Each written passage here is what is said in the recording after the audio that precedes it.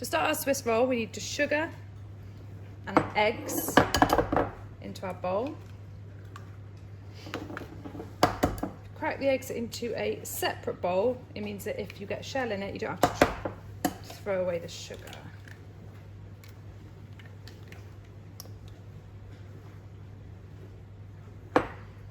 Then using a hand whisk, using the whisking method,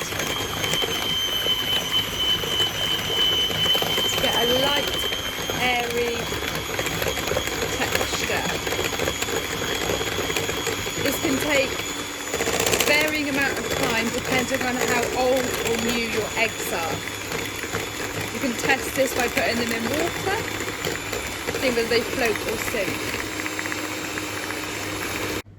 Now we need to fold in the mixture, making sure we're not knocking the air out. So this is folding up and down, mixing all the flour into our sugar and egg mixture.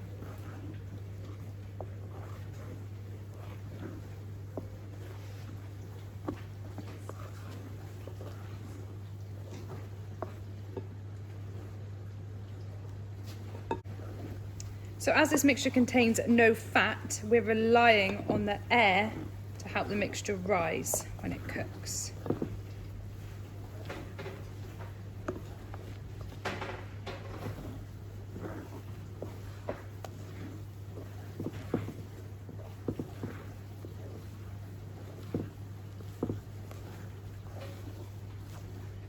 When it's all mixed together, we're going to pop it into our tray, still making sure we're not knocking the air out.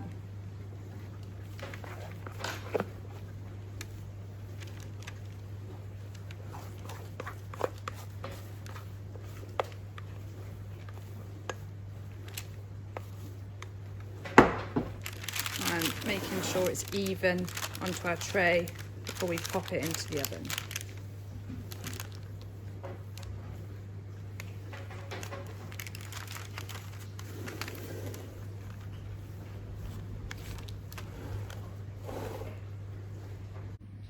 Once your Swiss roll has come out of the oven and been allowed to cool, we now need to cut it into 3 for our Gateau. So roughly work out the equal size, and then we're just going to go through the knife, okay? And you just might want to go underneath and loosen the cake. Now it will be very delicate, this cake, so you do need to be really careful. And because it's chocolate, it's a little bit sticky, it tends to be a bit more sticky than just a plain sponge because of the extra sugar. So just make sure life a little bit more trickier, but the results are worth it in the end.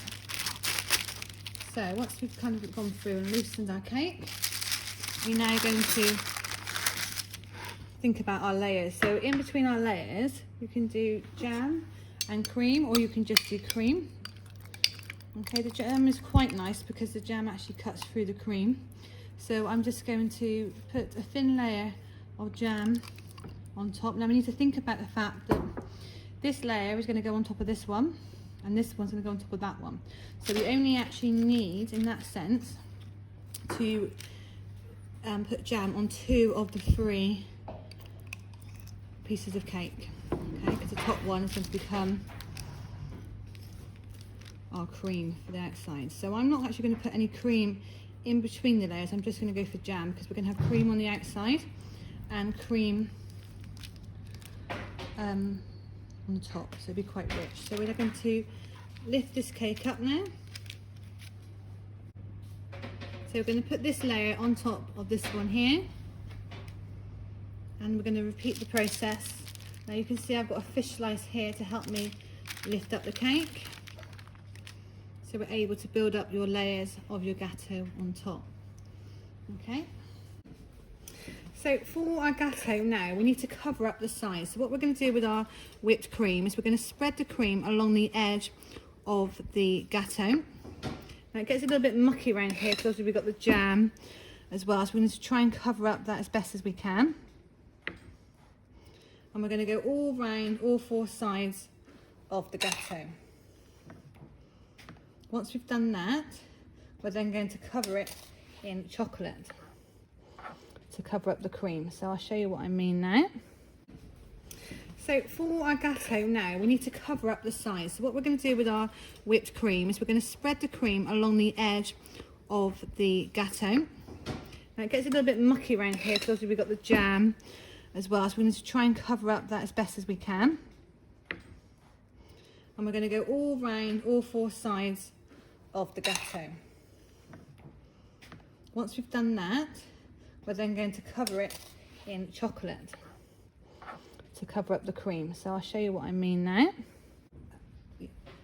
So once we've covered it with cream, it's quite delicate, this one, so I'm going to pick up the chocolate twirls and actually put them on to the gâteau rather than pick the gâteau up. And we're just going to sprinkle the chocolates along the edge and try and just gently push them into the cream.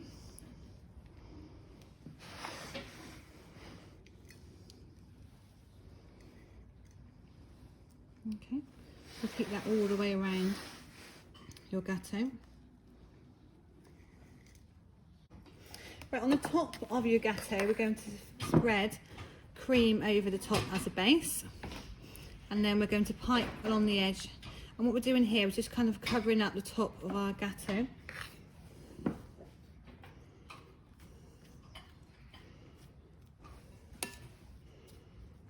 So a thin layer. Be careful not to get too much of the chocolate in if we can.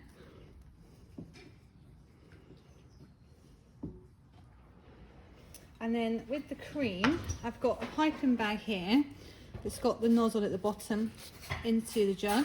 This helps you to be able to pour the cream in by keeping hold of the bag for you. So this leftover cream, we're going to spoon it into the piping bag.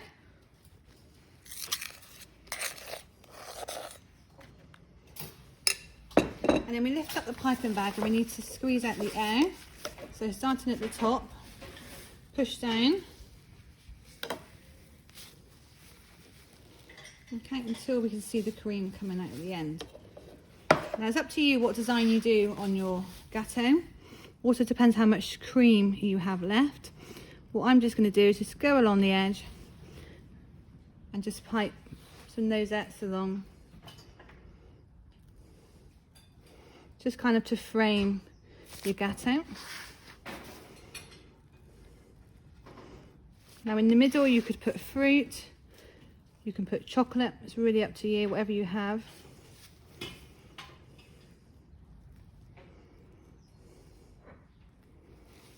Inside your gâteau. Okay, so I'm just going to decorate mine with a few little chocolate pieces as we go along, and I'm going to put some raspberries in the middle.